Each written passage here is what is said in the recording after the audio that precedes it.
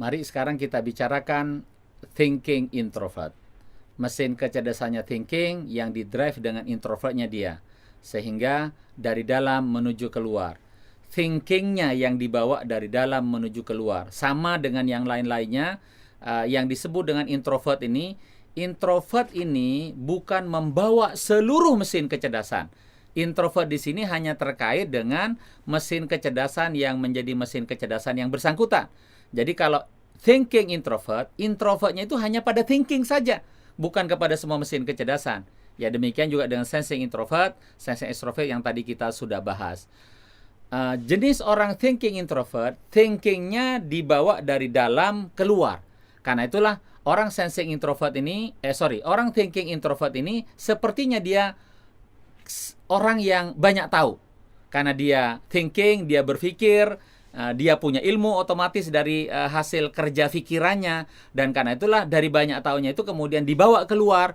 Maka orang thinking introvert ini memiliki banyak referensi, banyak pusaka, banyak pengetahuan, banyak memori yang dia bisa uraikan kepada orang lain.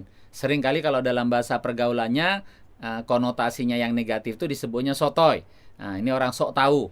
Nah, ini adalah orang thinking introvert. Sesungguhnya orang thinking introvert ini di dalam kerja otaknya dia adalah mengangkat kerja otak itu kepada kompleksitas yang tinggi. Jadi di antara semua tipe personality genetik di mana otaknya bersedia menangani persoalan-persoalan yang kompleks itu adalah thinking introvert. Ya. Tetapi dia memiliki tools, memiliki alat, memiliki cara bagaimana situasi yang kompleks itu dikendalikan, yaitu dengan framework, dengan kerangka kerja. Orang thinking introvert sangat mahir di dalam membuat kerangka kerja, di dalam membuat sistematika, sehingga pikiran yang kompleks itu menjadi sistematis jika ada di tangannya orang thinking introvert. Nah, karena itulah mengapa orang thinking introvert ini dia bersedia untuk menjadi orang yang begitu spesialis di profesinya. Karena dia punya ketajaman mikroskopik, dia berpikir sampai mentok sedalam-dalamnya, itu dimiliki oleh dia kemampuannya. Karena orang thinking introvert berpikir kalau ke atas dia kompleks, kalau ke bawah dia mendalam, sangat mikroskopik. Nah, itu kemampuan yang membuat orang thinking introvert itu sanggup untuk menjadi seorang spesialis pada profesinya, ya. Kerangka kerja menjadi keutamaan di mana dia berpikir, dan tentu saja ketika dia menganalisa sesuatu, analisanya selalu diposisikan untuk mendapat sesuatu yang lebih baik. Kita menyebutnya adalah efektivitas.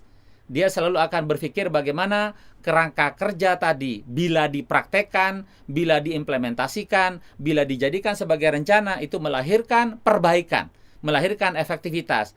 Terutama yang paling penting bagi dia melahirkan bargaining position yang lebih bagus buat dia, meningkatkan jabatan dia, meningkatkan tahta dia. Nah, itu adalah orang thinking introvert.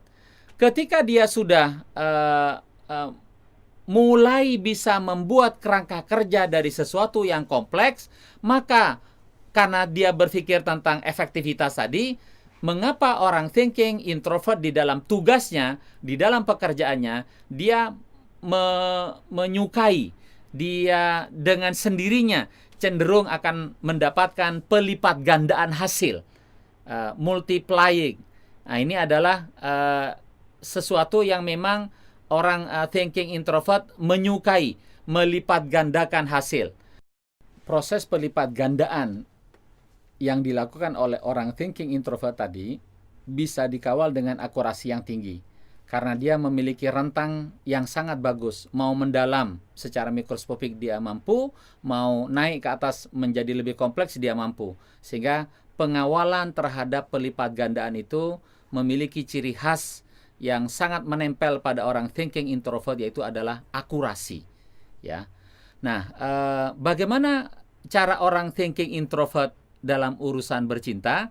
Ya, memang sesungguhnya orang thinking, mau yang introvert ataupun yang extrovert, dia bercinta menggunakan kerangka-kerangka kerja dengan logika-logika. Maka orang thinking, khususnya yang introvert, itu adalah dia berani mempertimbangkan iya dan tidak, memutuskan seseorang ini diterima atau tidak setelah dia menimbang-nimbang dengan timbangan logika apa baik buruknya buat dia, apa untung ruginya buat dia, apa manfaatnya buat dia. Segala sesuatunya ditakar menggunakan kerangka logika, ya. Dan karena itulah di dalam rumah tangga bagi orang thinking introvert, dia akan menata bagaimana pasangan suami istri itu bukanlah hanya semata-mata hubungan emosional, tetapi dialah seolah-olah, meskipun ini urusan percintaan, seolah-olah seperti hubungan kerja. Semua ada kerangkanya, semua ada sistematikanya, semua ada pembagian tugasnya yang jelas. Orang thinking introvert itu memastikan segala sesuatunya itu tertangani dengan baik, ya. Nah, mampukah orang thinking introvert menjadi seorang CEO? Justru memang inilah yang menjadi keunggulannya orang sensing introvert.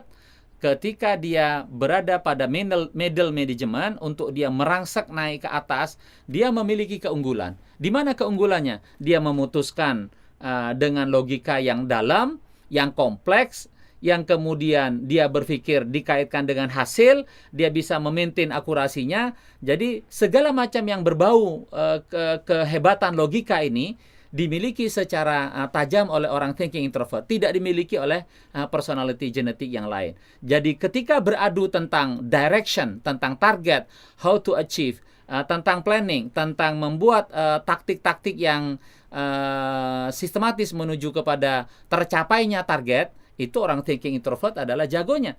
Maka dia sangat berpeluang untuk menjadi seorang CEO.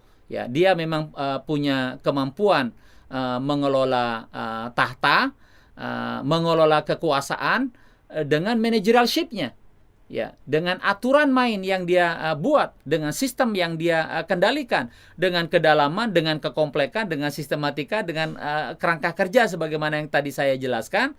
Disitulah menjadi selling point-nya seorang thinking introvert, dan dia adalah orang yang memiliki banyak pengetahuan, dan dari banyak pengetahuannya itu kemudian orang thinking introvert itu yang kaya dengan database, yang kaya dengan pengalaman-pengalaman yang sudah diolah, disistematikan oleh orang thinking introvert menjadi kekuatan tertentu, sehingga orang thinking introvert bisa berkompetisi dengan orang lain karena memiliki kemampuan mengelola proses lebih handal. Itulah yang disebut dengan managerialship.